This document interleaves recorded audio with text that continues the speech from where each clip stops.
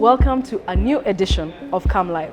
My name is Roshilda, and on this episode, we feature Hitesh from PG Bison.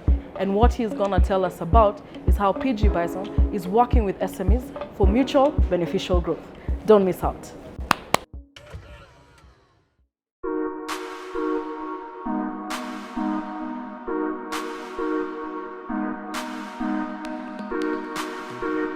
Thank you, Rose. Welcome. My name is Hitesh Mediratta. I'm the Managing Director here at PG Bison.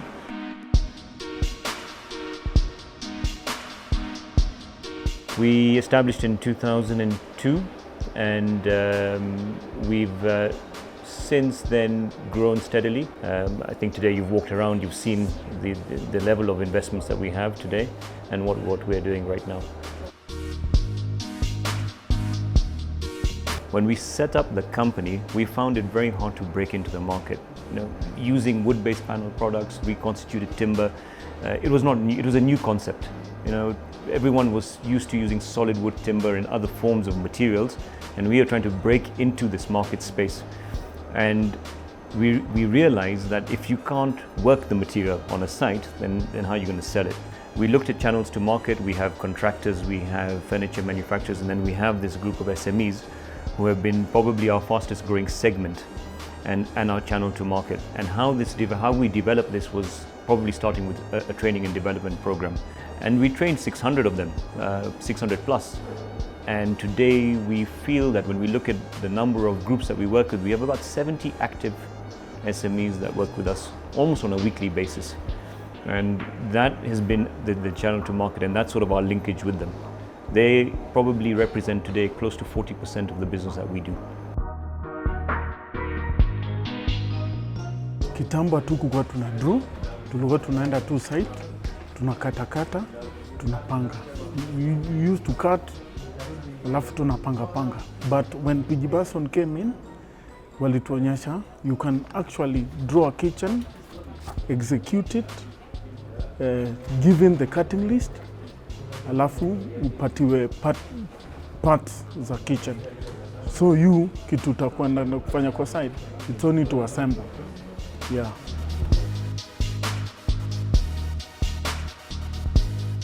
PG Bison ilinisaidia sana. Cut components were precise in time.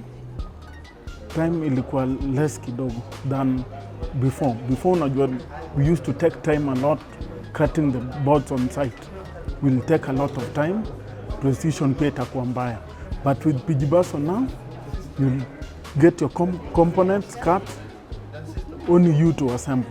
So long as you give like a cutting list, which PG Bison offer.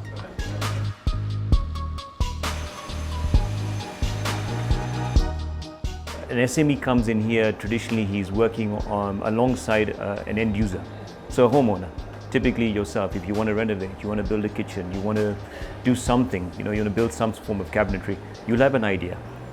So you're looking to build it, project manage it slightly. What's your linkage to market? So that's where we offer that linkage to the market, where you'd come in, you'd see what you want to create, and then you'll ask us, well, who's going to do this for me? And that's where I'll link you. And I'll link you with an SME who's been trained, who's developed, who can bring you design skills, who can come and measure, he can render drawings for you. He's very technically apt, and they've got a great team of installers who can put it all together for you. And what do they take in return for that? Is of course the revenue in terms of the installation, the costs of that labor. So an SME could easily earn anything between, let's say, 25 to 35% of the value of the products that he's installing, which is a good level of income.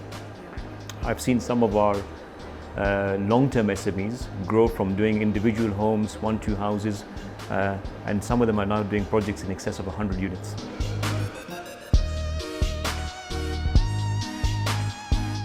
Many companies traditionally would do a turnkey job and try and take on a job, produce it, then go to site and fit it. But we forego at that point. We manufacture because we're strong at manufacturing, we're strong at outputting good quality and at speed. And we focus more on that. And then the rest is to channel to market, and the SME is one of the biggest channels to market.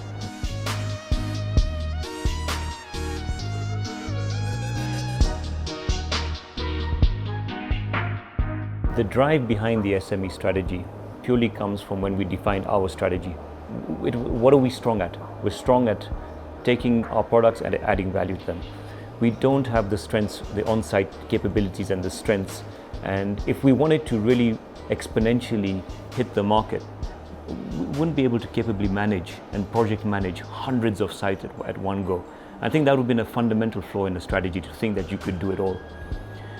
By foregoing and focusing on what you do, you actually create, and by promoting the SME, you create hundreds of these brand ambassadors of yours. They're out there, they're making money. And really, so without tying in with the SMEs, I don't believe we would have had a growth strategy or a path that we've actually put ourselves onto.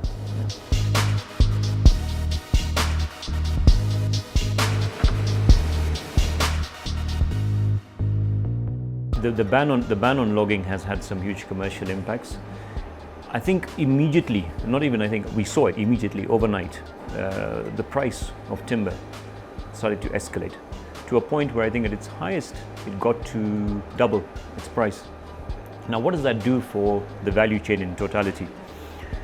It's not available from a commercial resource, so you're now forced to go and look for it from private resources, or you're going to import it. However, it's still in circulation, whether it's coming from the private or whether it's encouraging further illegal logging. But you set a new price point, and that new price point is the price in which timber will enter into the value chain of a furniture manufacturer. So you make everything immediately more expensive, and all of a sudden furniture imports look cheaper. So it goes against the policy of trying to locally produce and substitute imports of furniture. So that was one area in which we were very concerned about on the moratorium. I understand that, of course, the intentions are to preserve Kenya's forests. We totally believe in a sustainable and an environmental policy. Definitely, organizations and industry should be able to exist for those who can demonstrate sustainable activities.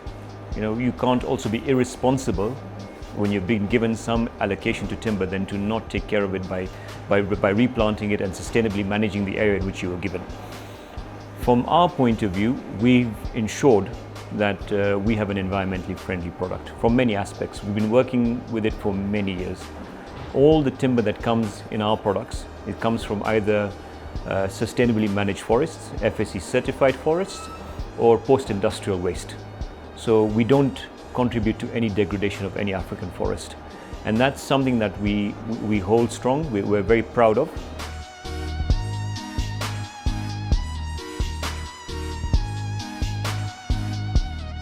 I think the direction the government should have taken before the ban on logging was to probably have wider consultations with industry, have wider consultations with the industries that it was directly impacting. For example, the sawmillers. There's at least close to 800 sawmillers. But I understand also the government wanted to also clean up, because they felt that there were a lot of sawmillers that probably were not licensed properly, and they wanted to audit the entire. But yes, do it. But do it within timelines, or more defined timelines. The uncertainty is the issue. The issue that some of those companies that are genuinely licensed and were genuinely operating, they are suffering today. So the government needs to take a bit more of a rapid reaction to be able to resolve it, or give a long-term solution to the supply of raw materials into the supply chain.